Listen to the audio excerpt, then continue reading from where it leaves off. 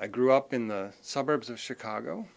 I came to Minnesota to study at Carleton College, where I was a history major, and I became very interested in agrarian history, particularly in medieval Europe of all places, but I also had an interest in Africa. And I think that interest in Africa was in part sparked by a study abroad experience I had in France, southern France, and I stayed with a family that had spent a lot of time in Morocco.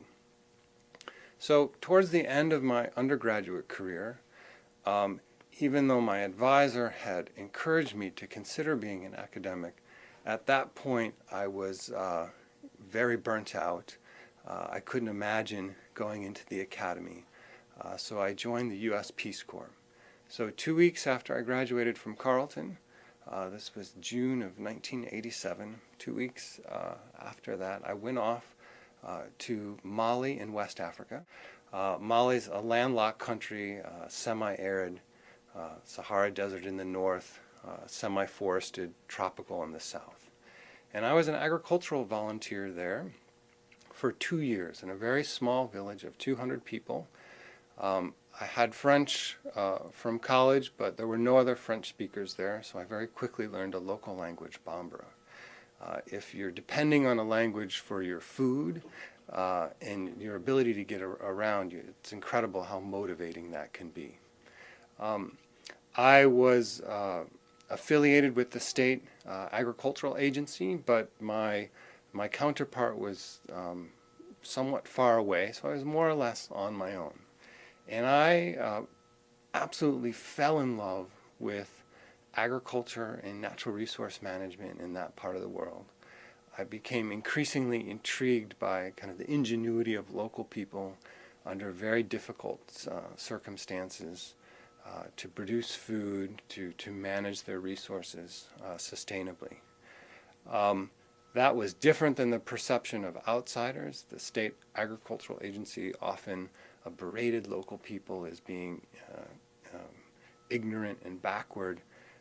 But I think living with that community, speaking the local language, being fed by them, I really grew to appreciate their perspective. So based on that experience, I had decided that I wanted to make a career in international development. So I went back, I got 2 very applied master's degrees at the University of Michigan, and I more or less made a 10-year career in international development. I worked for Save the Children UK, which is a British nonprofit. I also worked for the World Bank Environment Program as well as the U.S. Agency for International Development. And if I think about that experience, I drew 2 major lessons from it.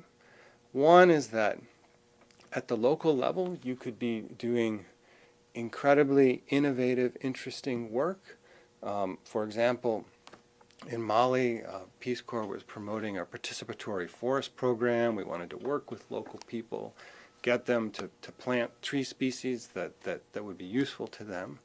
But at the same time, this is the late 1980s, Mali had a paramilitary forestry service, literally that wore military uniforms, that carried guns around.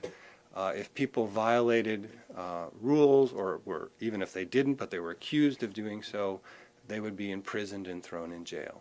So my point here is that you could have this very innovative approach, but if national laws or the national kind of policy was not consistent with that, this kind of local level progressive approach would always be limited by broader national or even international constraints. So that's one lesson I drew from that experience. Second lesson, and this came more from the time I spent working at higher levels in Washington, D.C., places like the World Bank, the U.S. Agency for International Development. I met a lot of very interesting, well-meaning, well-educated people, but I often encountered two problems. In some instances, you had young professionals who had gone straight through all the way to the PhD.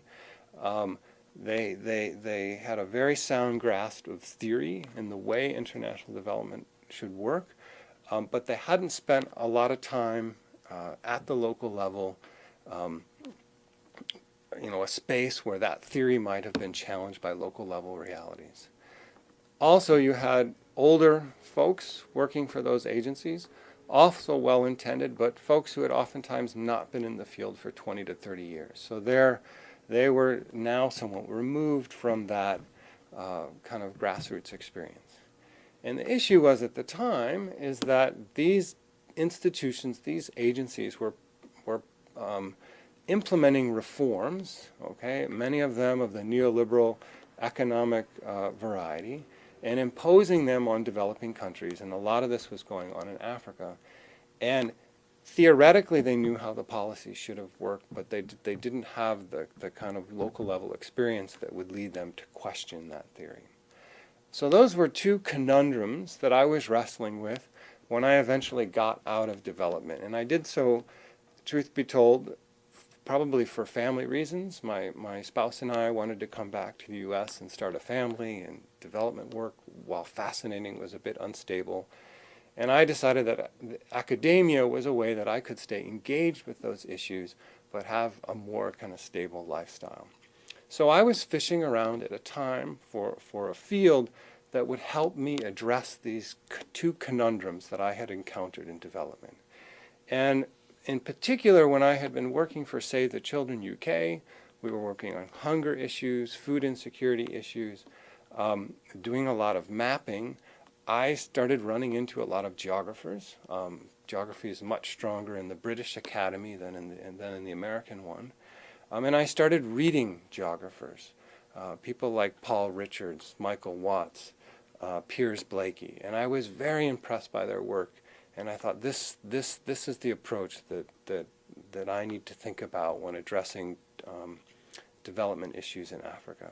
So what I liked about geography was its tradition of field work. It wasn't an armchair science, but it required you to actually get out and collect information and to talk to people. I appreciated its very central human environment tradition. So looking at environmental questions from both the biophysical side as well as from the social side. And thirdly, I really appreciated geographers' emphasis on scale. So understanding processes that operate at different scales and how those might be connected. So, you could look at something happening at the local level, how is someone managing their farm field, for example, but then you would be prompted to think about how is national level policy influencing what that farmer is doing, or how are international trading regimes influencing what they're doing. So that's what brought me to geography. Since I've been working as a professor for the last 12 years now, my research is really focused on 3 different areas. My early work as a faculty member was really about questioning some dominant assumptions about poor people and how they manage their environmental resources in Africa. And I, for example, looked at farmers in southern Mali, that same place I had been a Peace Corps volunteer. I had a stratified random sample of households stratified by wealth, and the conventional wisdom was that the poorest households would be the least well-equipped to manage their resources, and in fact what I found was the opposite. I also have worked in southern Africa. I've been very interested in land reform there, the process of giving land back to the black population post-apartheid, which also got me off on a weird trajectory studying fair trade practices, fair trade goods produced on some of these land redistribution farms. And then lastly, and most recently, I've been very interested in the global food crisis. Global food prices spiked in 2007, 2008, and incidentally they're high again in 2011, and how this has impacted households in cities in the global south, and in particular in the African context. I did not join the Peace Corps to save the world. I frankly think I was, and I don't know how quite to put this, that I had become disenchanted with life in the United States. Having grown up in the suburbs of Chicago, I was surrounded by a culture of mass consumption and overconsumption, and and and I think I wanted to get away from that, and I wanted to see the world from a different perspective. I got a glimpse of that when I studied abroad in France as an undergraduate, but I knew that there was even a more different vantage point if I could spend some time in the global South. So I think that's really what led me initially to join the Peace Corps, and then I think what in part led me to continue was that it was intellectually one of the most exciting and challenging opportunities that I had ever had. You know, so many of my assumptions were challenged. And I was just, like I said, fascinated by people's understanding of local ecologies and how to manage those. So, for lack of a better expression of this, I think a large part of it was I got an intellectual buzz out of it. That this is what made life interesting to me. And if I was going to give back or change, yes, I probably did feel like that in collaboration with local people, that I had something to offer. But I think almost more importantly, I felt like I had something to offer to the development business. That I was frustrated by a kind of a top-down history, a history of experts kind of identifying problems and solving them with outside expertise, when in fact I saw it as much more of a collaborative process, that local people had insights to offer, and that those could be paired up with insights from people who had the opportunity to study and had a more kind of universal understanding of certain phenomena, and that together one could discover a better way to do things. So I was in Peace Corps. I got 2 very applied master's degrees, and then I actually went back to Mali. Initially, I was working with Save the Children UK, running a large village food security project in a different part of the country, and then I moved with them to southern Africa, working in Harare, Zimbabwe, in Malawi, and Lesotho.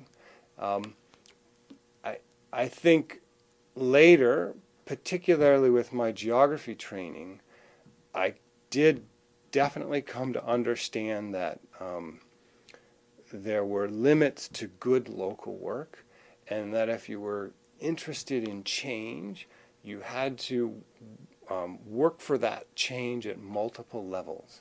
So you still needed to do good local work, but you needed to be thinking about national policy and international policy. And I think this too opens up, in a sense, a space for academics, because academics work at the level of ideas, but these ideas in the academic world are not divorced from the world of practice. So, if you look at the policy of the World Bank, it is influenced by a set of theories, a set of ideas. And I think for those of us in the academy, that's the arena we often work at, the kind of the world of ideas that can in turn influence practice. But there was this belief that because they were educated, that they had the answers, and it was really their job to provide those answers to local people.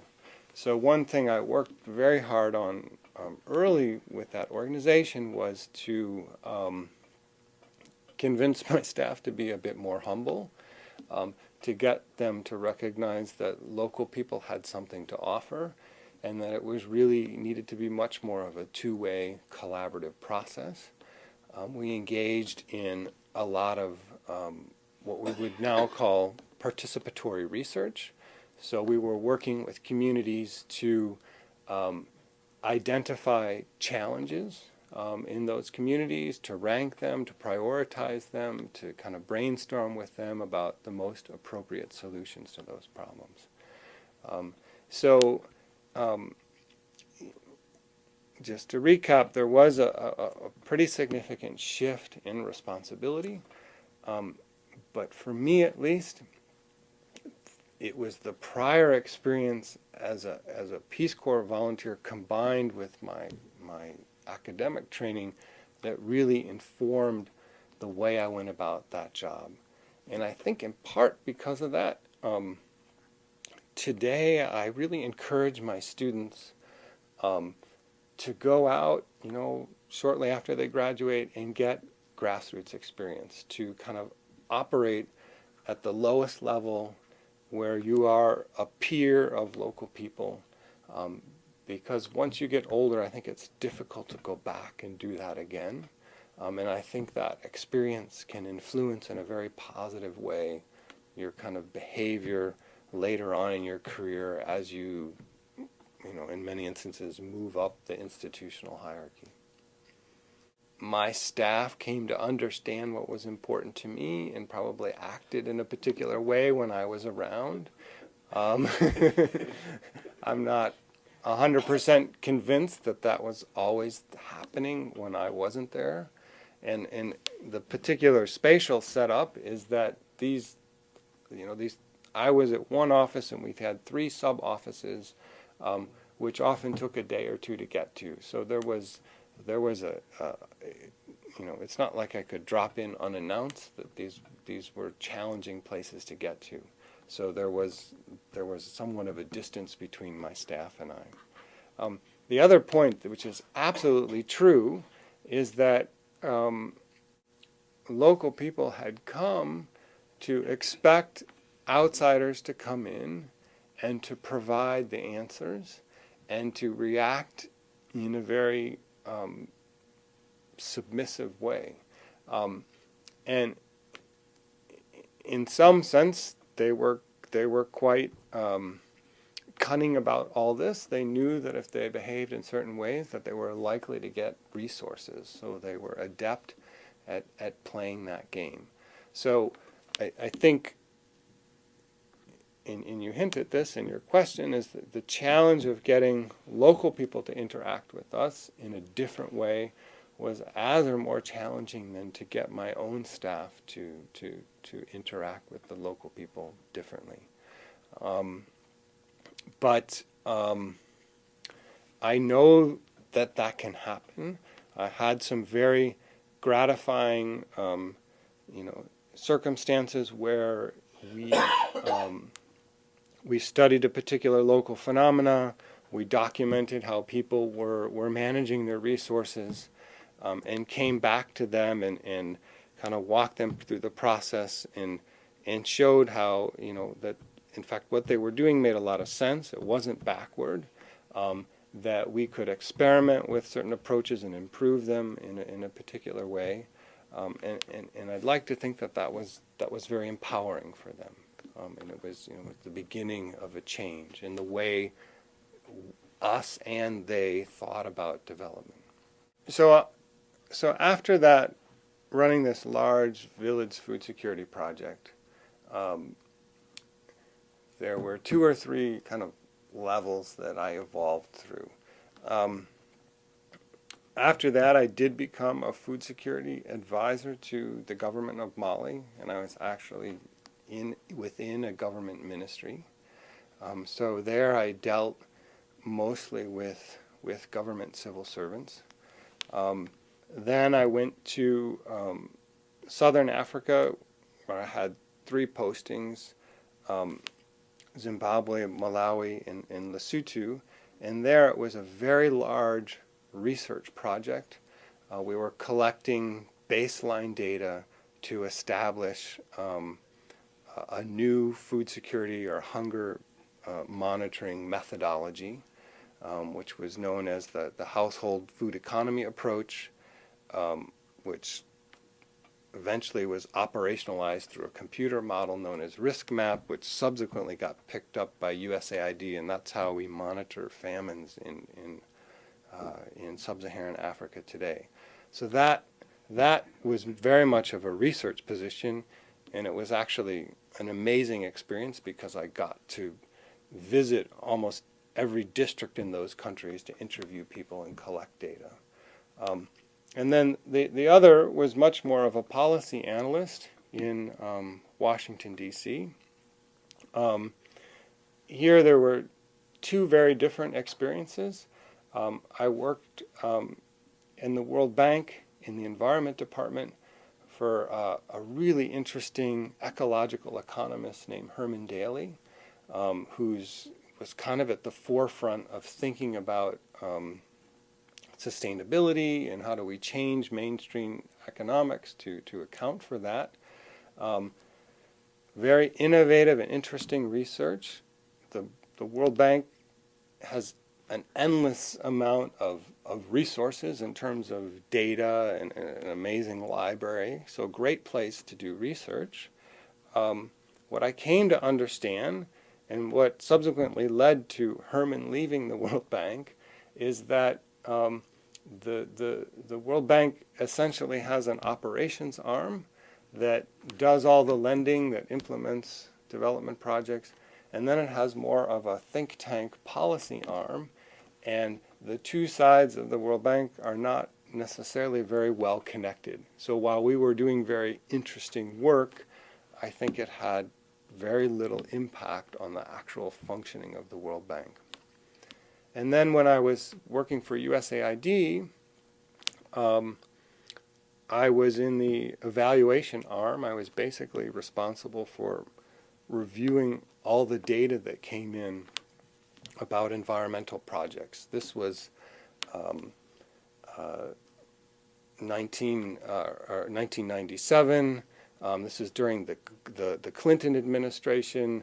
Al Gore had this initiative called Reinventing Government, and the idea was that government would engage in massive data collection, and every year every program or agency would produce a report that kind of analyzed that information and showed progress. Development is very difficult to undertake. I don't think it's very easily quantified, so I question whether that assessment process was all that useful or informative. In many ways it was a giant bean counting exercise. But I think most interesting to me, both at the World Bank and at USAID, were all the kind of conversations that I had with colleagues while I was there, and that's as I hinted at when we first began talking, where I began to get the sense that in many instances, while people were extremely well-meaning, they were somewhat disconnected from the field. The World Bank is a place that's really dominated by economists and economistic thinking, and there isn't always kind of a priority on spending time in the field. And then at USAID, really since the Clinton administration moving forward, USAID has been much less of an agency that implements development programs and more of a donor. So you have fewer and fewer people there that spend time in the field.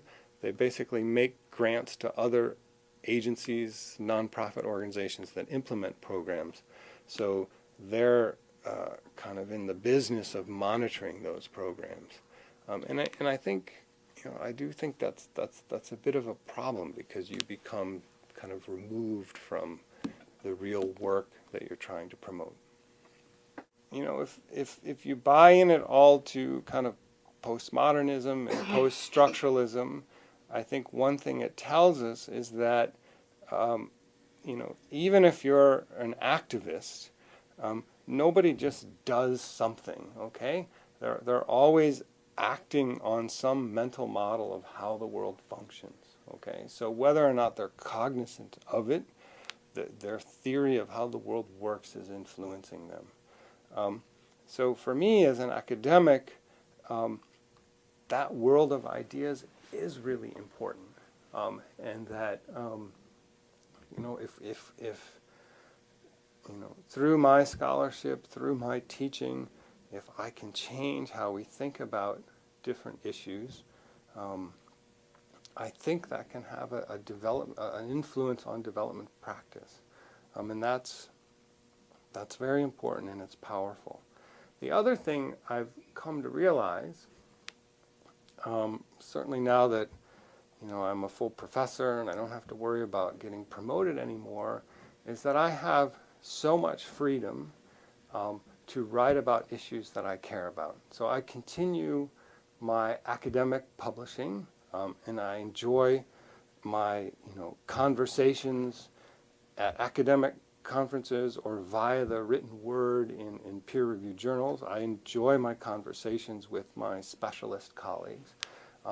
But there's another side of me that has become very interested in public scholarship and writing for well-educated general audiences. So I've written a number of op-eds for newspapers. I've had the good fortune to be interviewed on the radio and on TV. And what I found is that not only can I add to that kind of public conversation about an issue, but I have the freedom to say things that my colleagues working within the UN, working within government agencies cannot say. And I cannot tell you how many times I've written something and then someone else has written me back and said, I'm so glad you wrote that, you're absolutely right on. I was just, I was not able to write something like that given where I am now. So I think academics and our freedom to express our views is very, very important in terms of having a rich public conversation about certain issues. I have personal networks of people that I have worked with in those agencies over the years, and we stay in touch. When I'm in the field, I see them, and I share with them what I write. And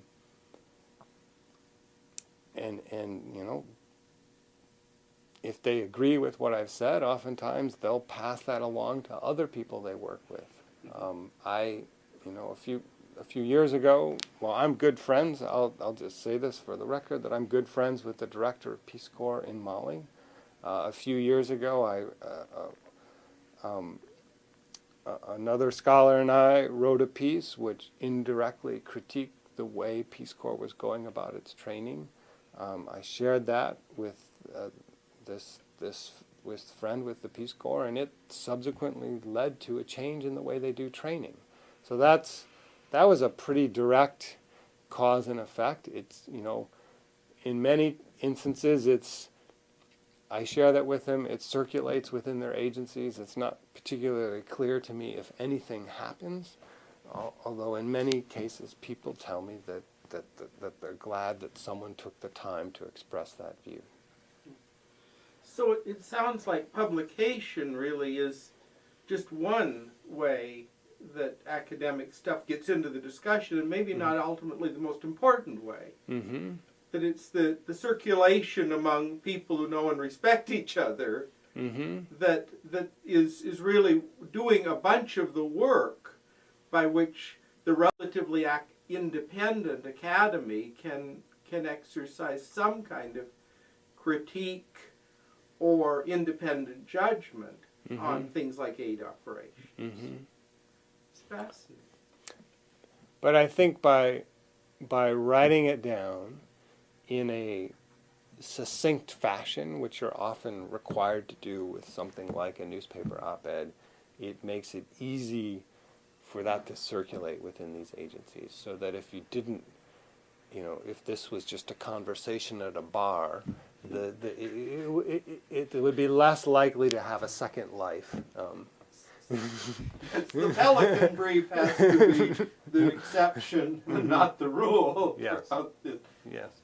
Thank you for your time. Yeah, thank you.